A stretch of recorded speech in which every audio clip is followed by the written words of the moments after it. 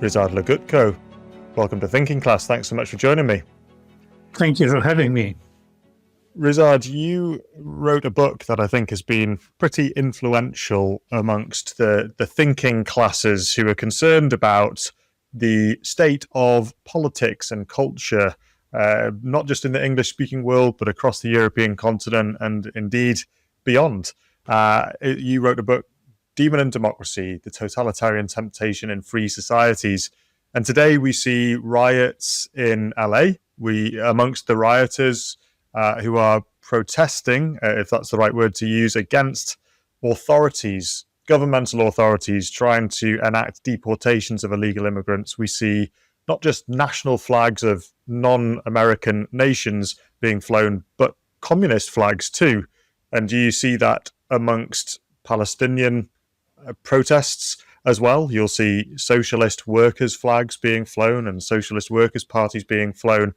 And both of those news cycle elements are effectively sympathized with by the liberal media and liberal celebrities.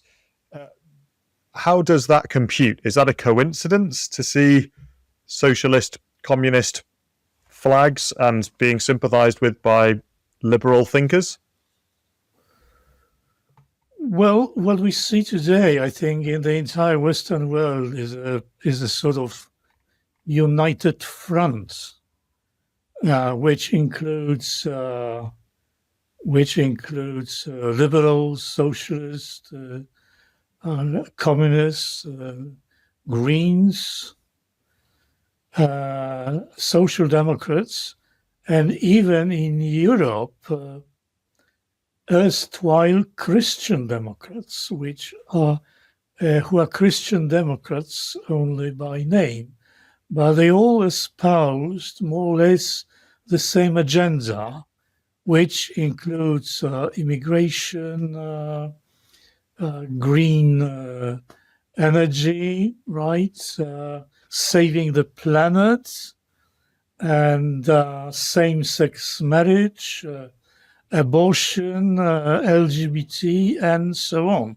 So the difference between the political left and the political right, which had existed for several centuries, at least in Europe, no longer exists. There are no major conservative parties that would defend family right or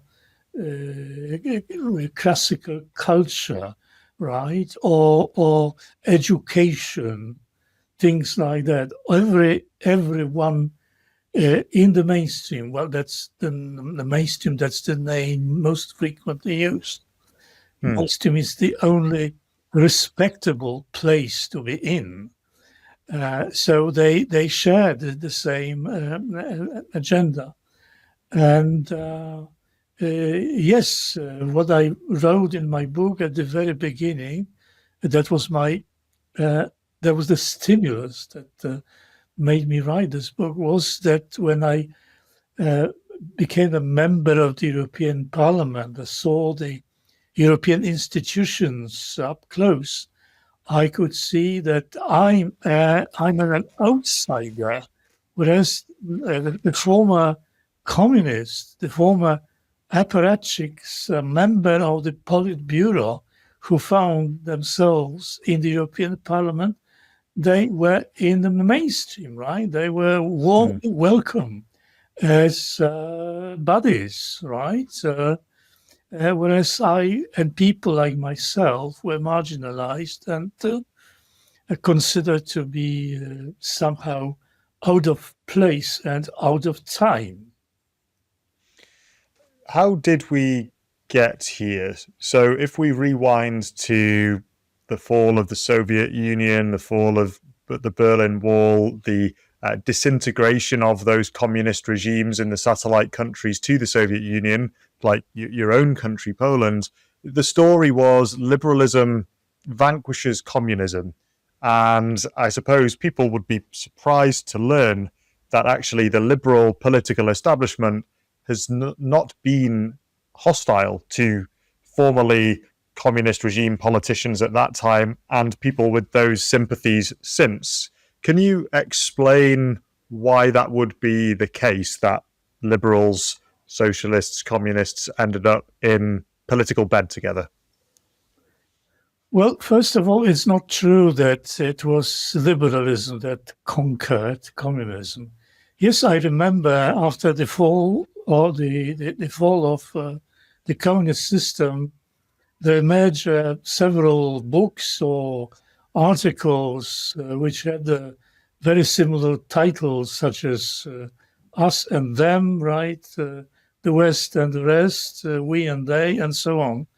And most of them had this thesis put forward, namely that, yes, it is this liberals, freedom-loving, tolerant civilization that put an end to the ruthless, brutal, totalitarian regime, and which means that freedom always triumphs, sooner or later. Well, that is not the case. First, it is not the West that conquered the Soviet Union or led to the disintegration of the communist empire. Yes, the United States had a share in the victories. Not all administrations, but certainly some administrations continued to conduct this anti-totalitarian foreign policy, whereas that's certainly not the case with Europe. I mean,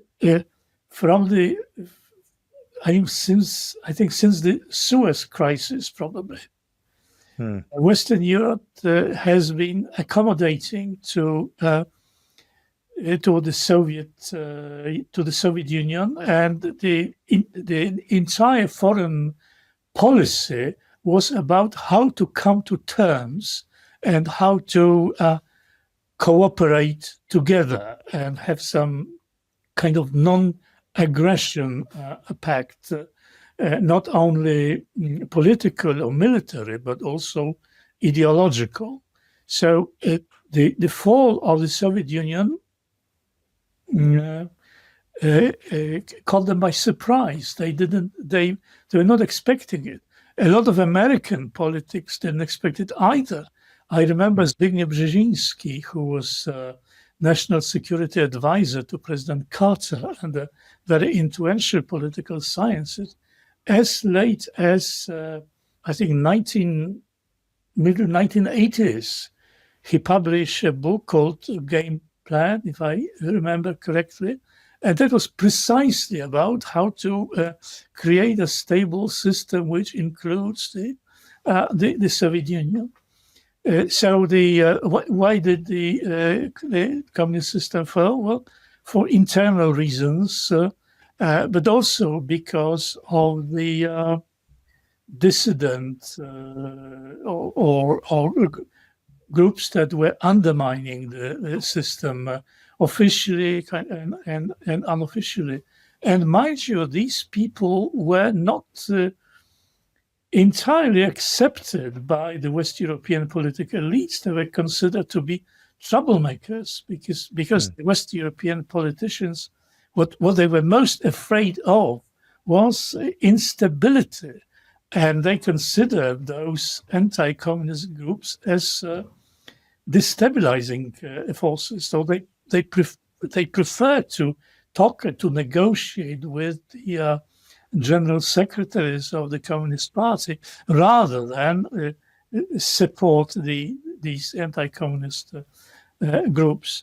So still, when the system fell, people like myself, who spent several decades under the old regime, welcomed our joining Europe, joining the Western world, and we still cherish this conviction that we are entering a different world, which is alternative to ours. Yes, we bought all this stuff. This is the world of freedom, and this is the world of repression or totalitarianism. it took us some time to find that the difference is not as huge as we thought it to be at the very beginning, and there are quite a lot of common things. First, and I think most important, is that what I already mentioned, this left-wing agenda, that is the aim of the left-wing agenda, whether it's socialist, liberal, or communist, is to make a radical transformation of the societies in which we live, right? Change, radical change, to make, the slogan is, right, to make the world a better place. And you cannot make it a better place without some kind of a revolution. The communists organized this revolution. It was mostly economic and political. It led to the disaster. But the contribution of the Western world, and it goes back, I think, to symbolically to 1960s, was family, sex, right, sexual life. This was the vehicle of revolution. If you remember such philosophers, extremely popular at that time, Hermann Marcuse, right? A German-born, then emigrated to the States and became an American philosopher. He was a philosophical star at the campuses in 1968. He wrote it openly that sex is what was ownership, private ownership in the 19th century. Sex is today the same machine for making a radical change. And we thought at that time, people of my generation, we thought it kind of funny. I mean, this is fun, which may be attractive for spoiled brats who live in a consumerist societies and have everything, have rich parents, drive fancy cars, and now they dream of sexual revolution, right? Flower power, things like that. So it's not a kind of grotesque, looking at it, from behind the Iron Curtain, of course. And then we, later on, we began to discover the sinister consequences, because sex is an extremely sort of private thing. And now if it becomes a political commodity and is being regulated, legislated, right, interfered with, it becomes a powerful, oppressive instrument. And that's why what is exactly what you see today. I mean, the erstwhile communism, they just joined the revolutionary forces, and you see those old guys, senile, right, former members of the Communist Party, who now champion the ideas of LGBT, right, same-sex marriage, things like this. Well, revolution, right? We have revolution, and since the conservative side is so weak and so timid and spineless, I would say the left are having the time of their life. They can do anything, and they are doing everything they can. Lingering a little bit longer on the sex point, I don't think this is entirely obvious to people as to why sexual revolution and a doing down of family life would be so central to transformation. So as you pointed out, we live in an era obsessed with sex. We have pride flags that adorn public buildings and corporate logos, which represent several waves of the liberation movements of those same revolutionaries you're talking about. We've normalized abortion to a huge scale. So in the UK, 250,000 births every year are aborted. Ever since our Abortion Act in 1967, we've seen 10 million abortions take place. Dating apps seem to be the way that people meet now, but it's typically a hookup culture that is promoted. And we see the word love being commercialized. Love is love. Why is sex so critical to these progressive movements? Why is it political, and why is it prevalent? Well, I think from the very beginning of the idea of modern revolution, sex was there, and the hostility to family was there. Even the early stages of the Bolshevik Revolution, that later on it changed. Or if you read Marx and Engels, they hate family because family is a place, especially a family, sort of classical family, when you have parents and you have children and grandchildren or grandparents, and they somehow stick together. So there is this transmission of norms.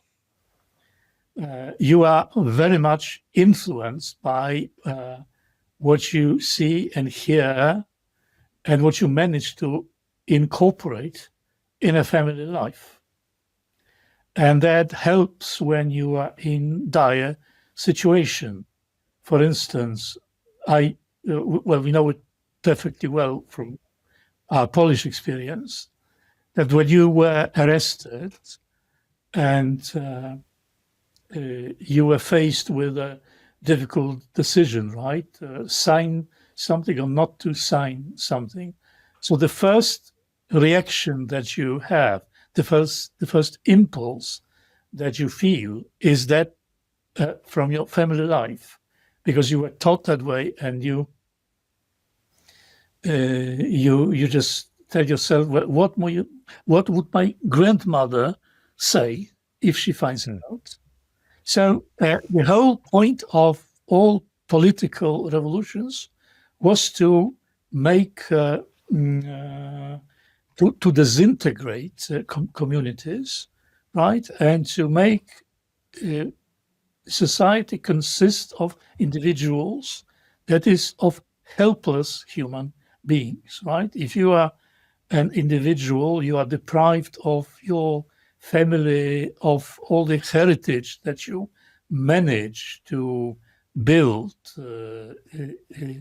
and to somehow consume, so to speak, and you are led by it, then you are, in a way, you are immune, and you are more difficult to be an object of manipulation. Well, you can read, it's a very simple point. You can read it in George Orwell's books, when in 1989 this protagonist tries to find some scraps of history, right, of local culture, some songs he heard. Now, if you want to create a new man, homo novus, right, a new man, you have to get rid of everything, right, and eliminate this stuff, and have a sort of clean slate,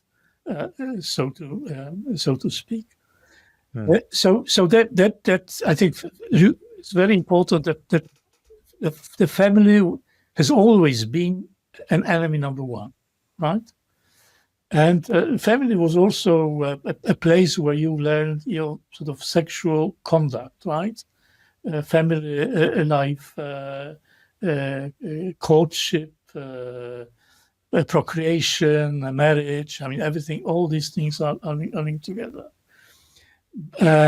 But sex became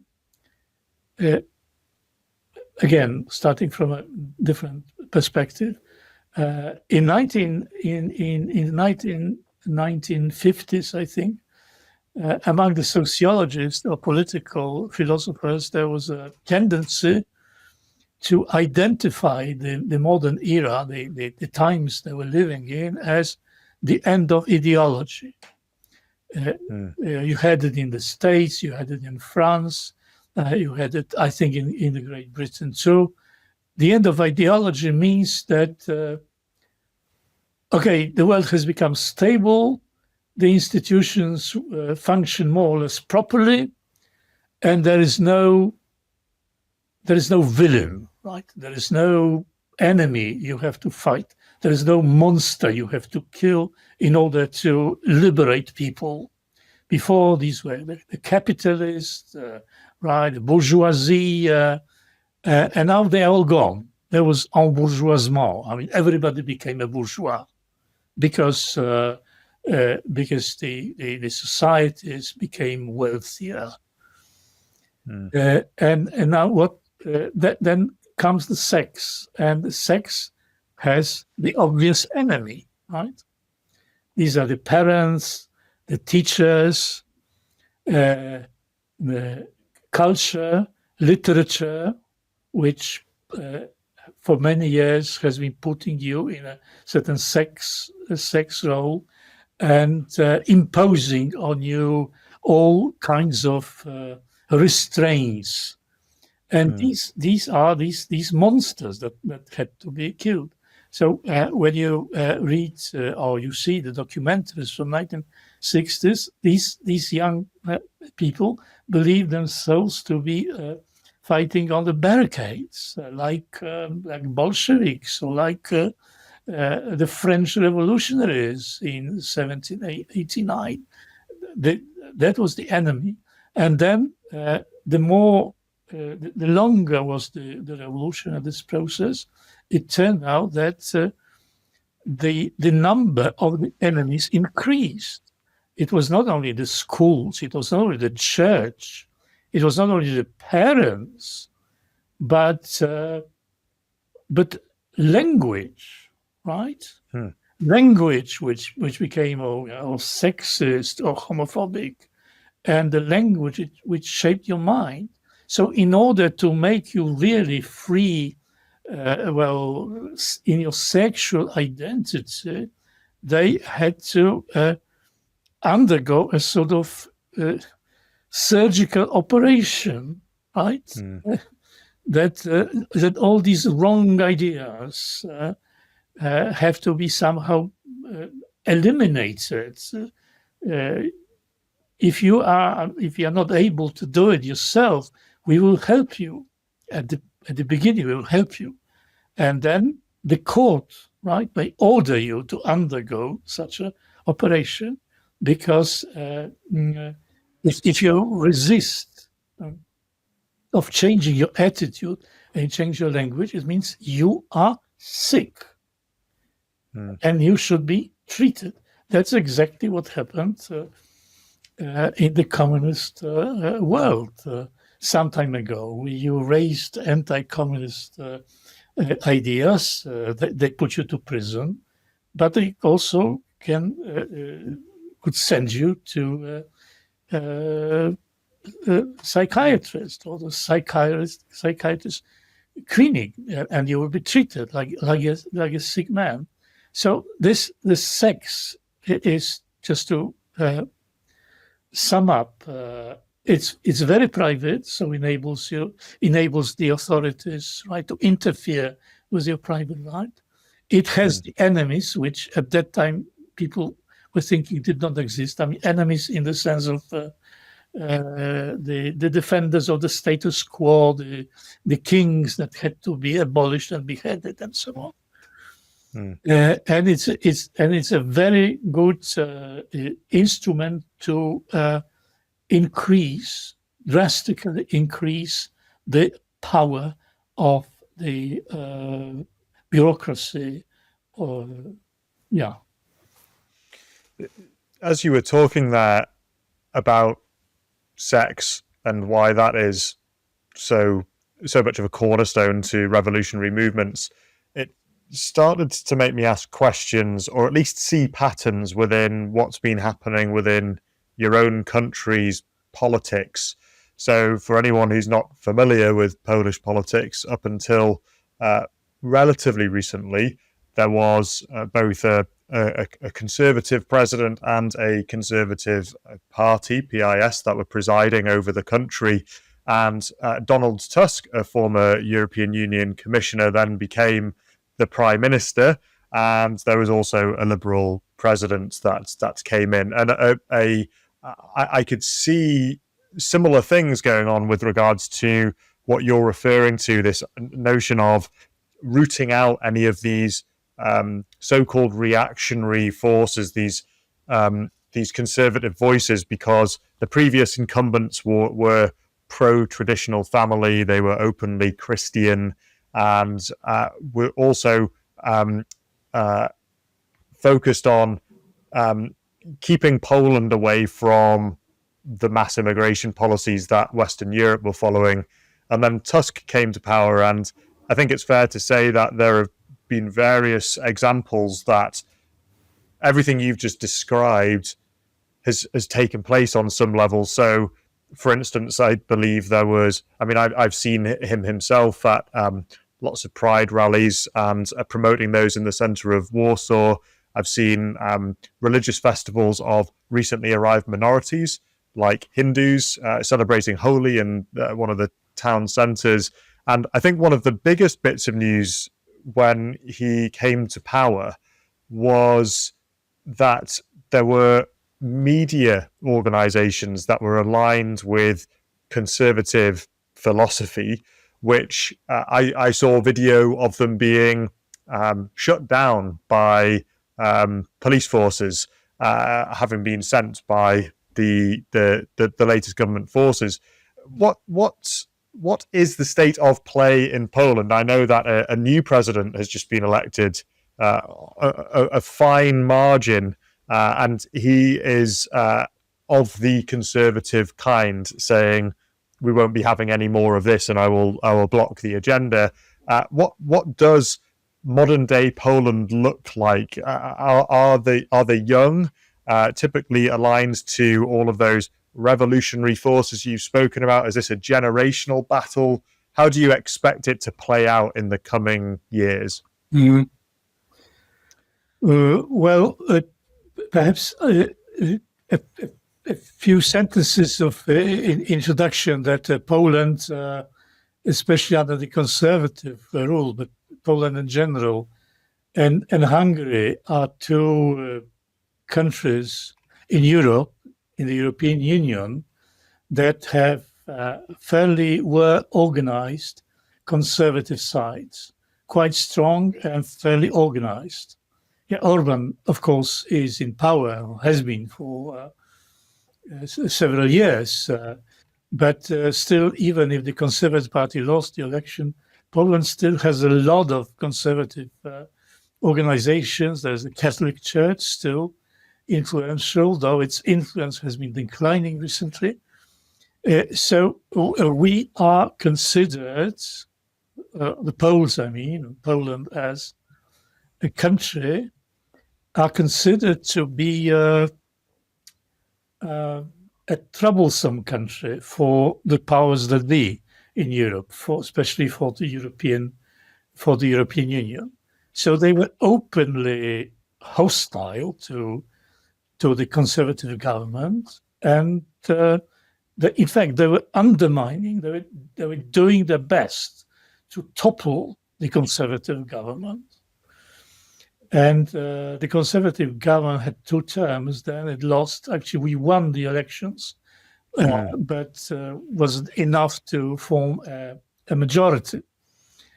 And then Donald Tusk, who, as you said previously, he was first he was the prime minister. Then he went to the EU. He was in the European Council, and then went back.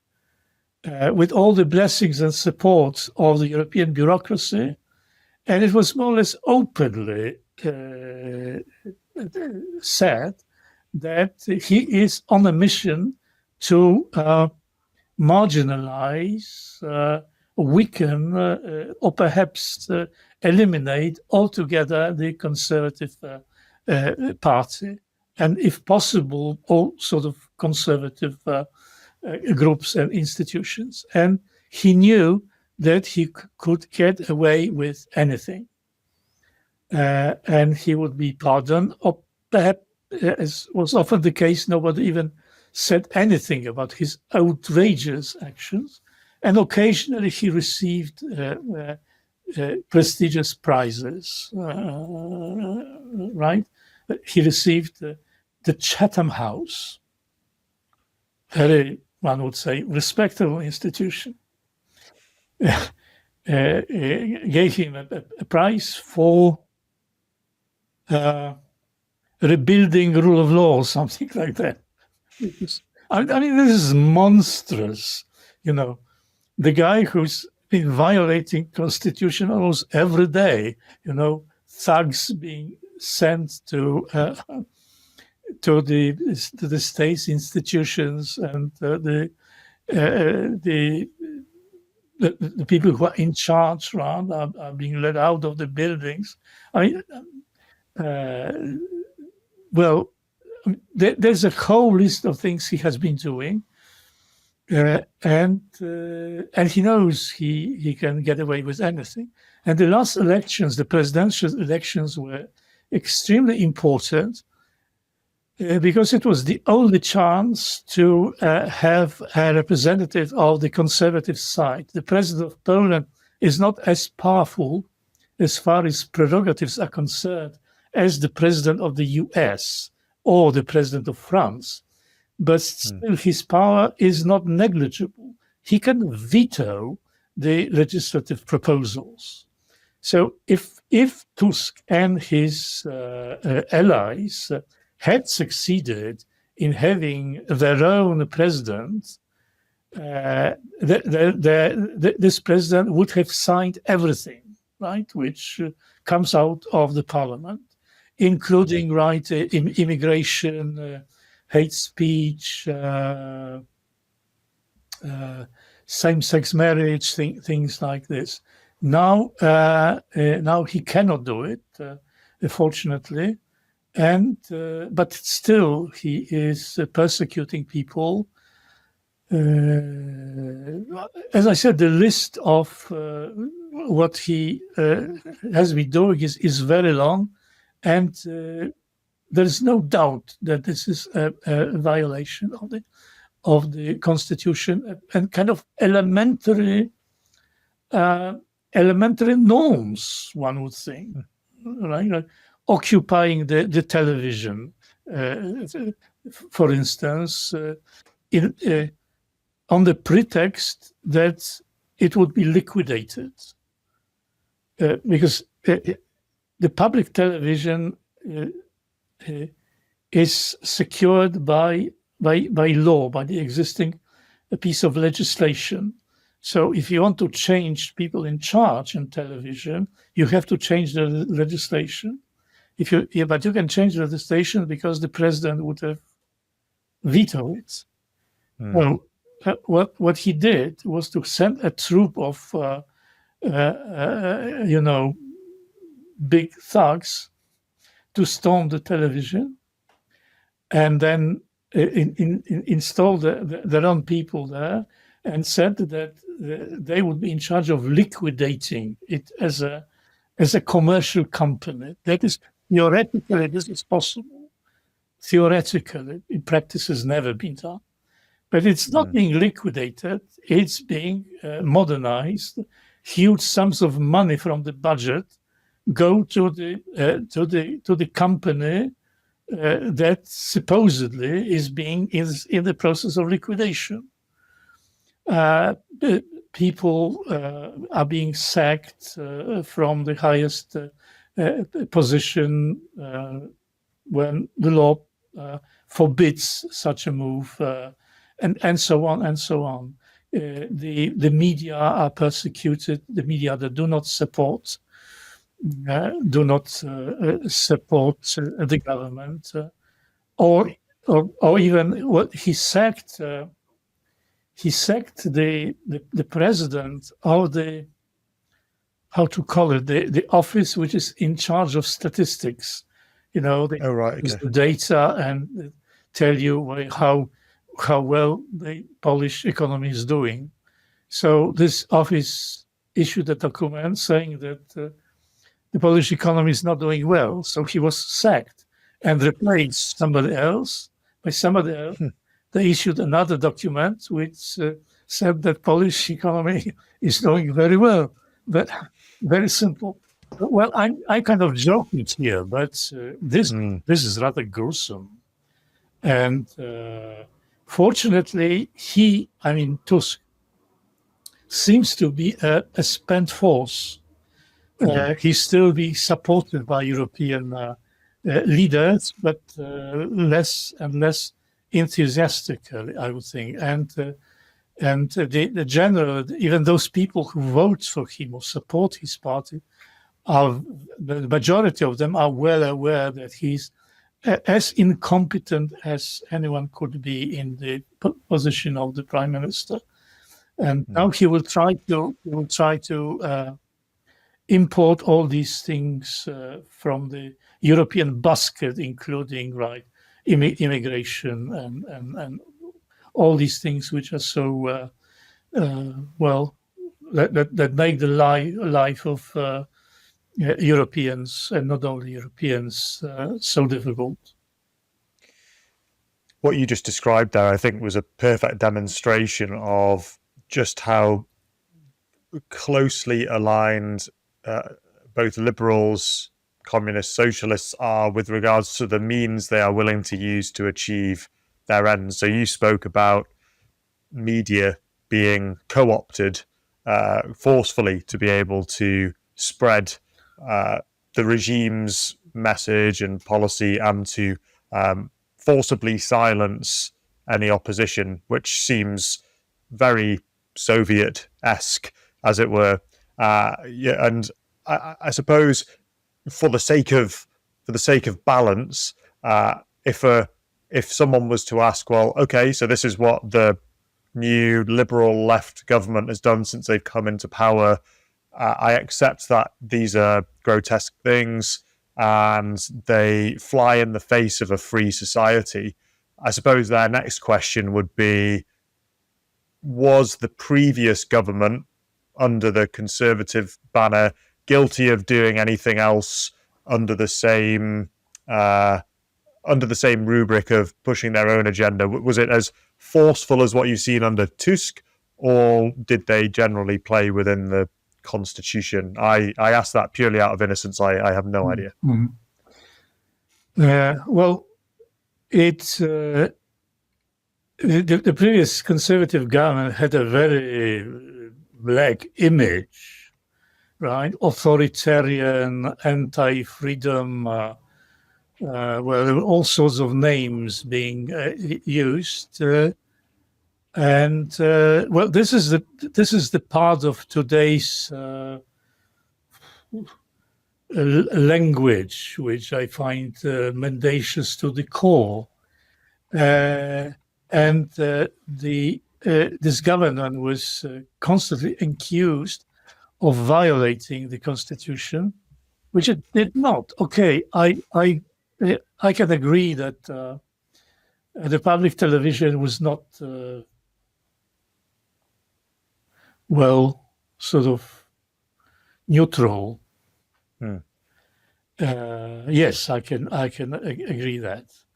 But the journalists from other media were not discriminated against. They were invited to press conferences. Nowadays, the conservative media are not admitted to the press conferences by the prime minister and his ministers, because they would ask uncomfortable questions. So they are not admitted, they are not allowed to enter the press conferences. Their candidate for the position of the president, Rafał Trzaskowski, had exactly the same practice. No one from the other side of the media was allowed to ask him any question. So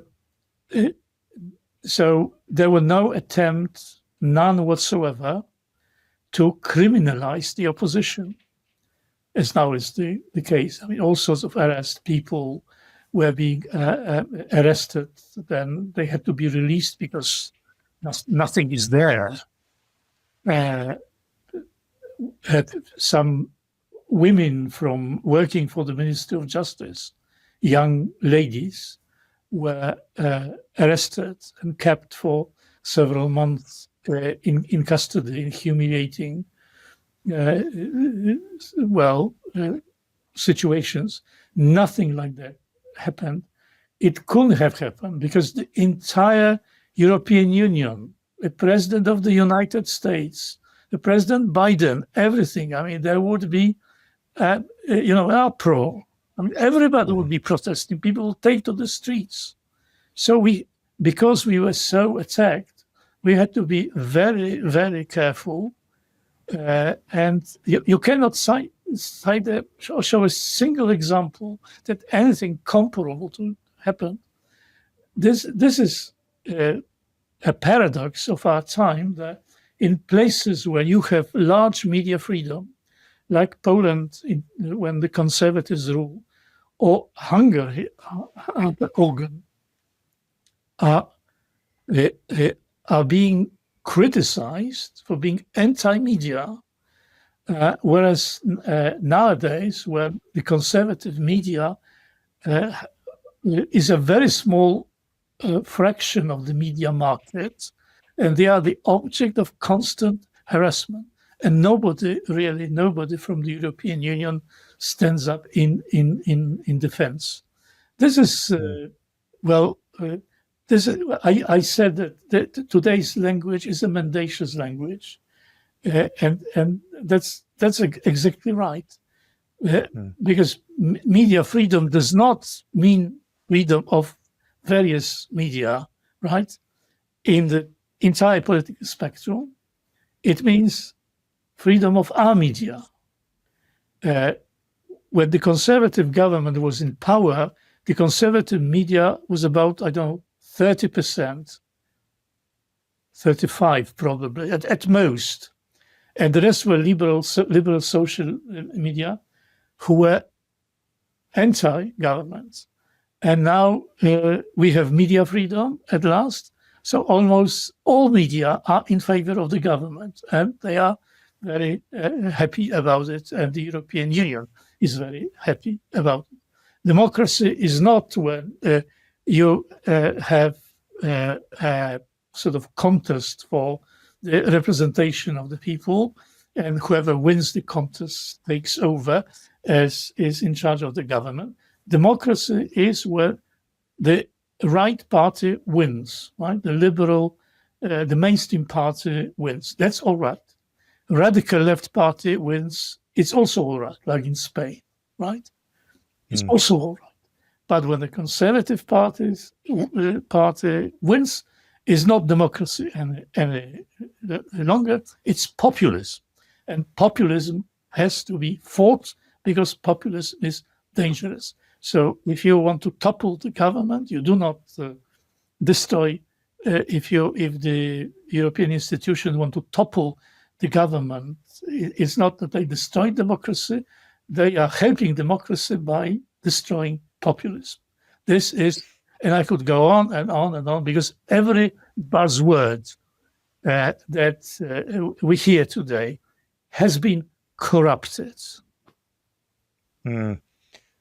It must be dispiriting, as someone who lived through the communist regime, to think for those few years that you found yourself living in the free world. And from what you're telling me and the stories that you can hear and read and see for yourself, it feels like not that much has changed, really. It's a different sign above the door, albeit maybe the methods aren't quite as repressive as in your face as before, but no less real for that.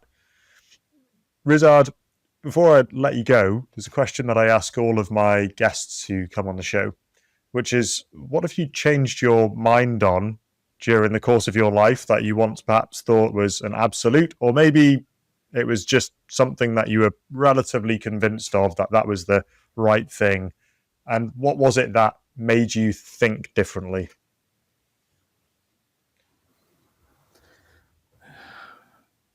I'm not sure I understand the question. Could you somehow rephrase it, because I don't want to miss the essence of it? Of course.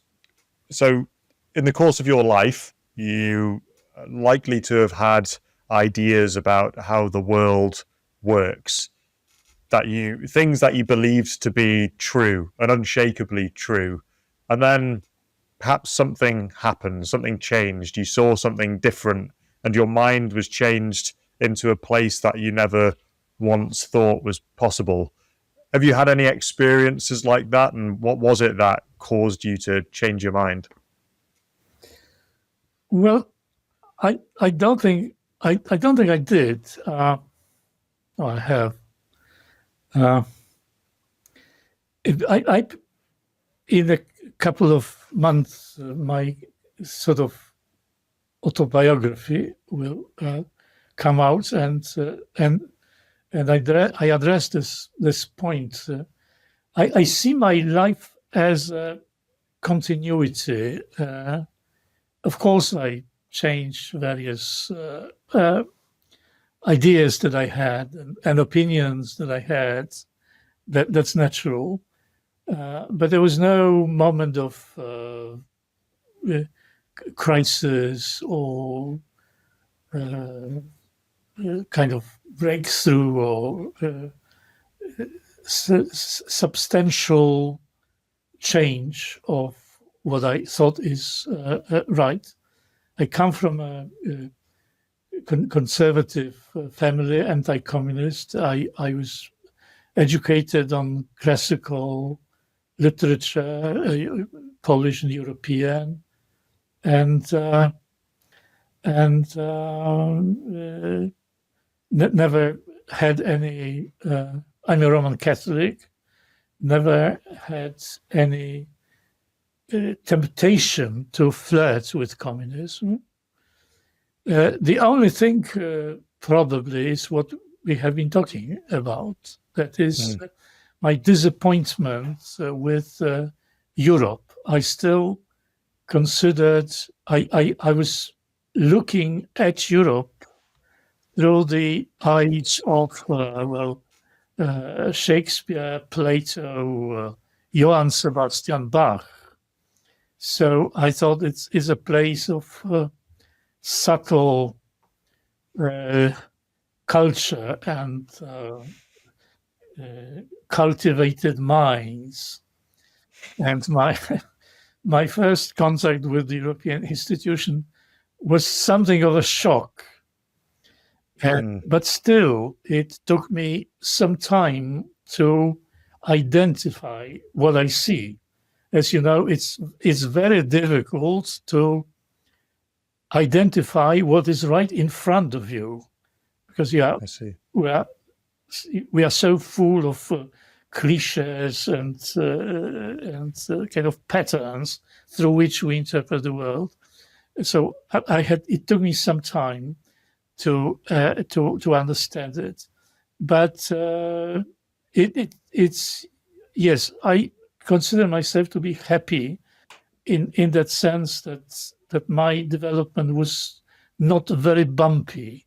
I wouldn't say it was quite smooth, because nobody's development is smooth, but it wasn't really bumpy and full of tribulations, shall we say. That I think is, amongst people who've been raised within a tradition like Roman Catholicism and are very literate and have been inducted into the humanities, the classics, the canon throughout their formative years and up into their teenage years, I've found people to be similar to you in that those have acted as a force field against these other ideas and value systems which lead to consequences that aren't particularly good for the individual or society. So I can imagine that is one of the very reasons why you got into politics, to try and help more people have that protection against the chaos, I suppose, that we see around us now. Ryszard, before I let you go, you mentioned that you've got an autobiography coming out shortly. Where can our listeners and viewers find your work? Where is your online presence, and when can we expect your autobiography? Well, it's being published in Polish, so there is not. There you go. To. But you mentioned this book of mine, published several years ago, The Demon of Democracy.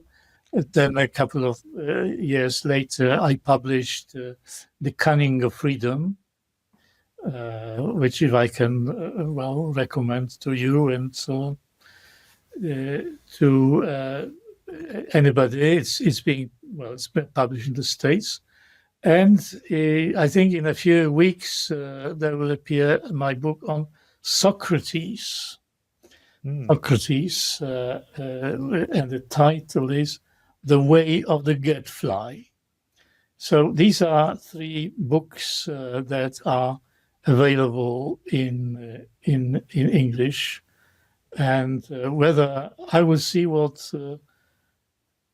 reception my autobiography will have in Poland, and if the reception is encouraging, I will probably consider its English version. We'll see. Great. Well, I will keep an eye out, but I have not read your other 2 books in English, and I certainly will.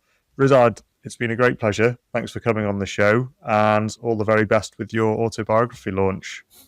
Thank you, John. Much appreciated. It's been a pleasure. Thank you. To keep up to date with all that I am doing, please subscribe to the Thinking Class YouTube channel @ThinkingClass, and follow me on X @ThinkingClasses. Thinking Class seeks to understand the civilizational issues we face and why what our leaders do in response matters. Here, I seek to explore the ideas, values, and culture that made our civilization, those that are unmaking it, and how leaders at our public and private institutions should respond. Engage with me on YouTube or X, or write to me at thinkingclasspod@gmail.com to tell me who you want me to speak to and what topics are important to you. I look forward to seeing you there and for joining me on this journey.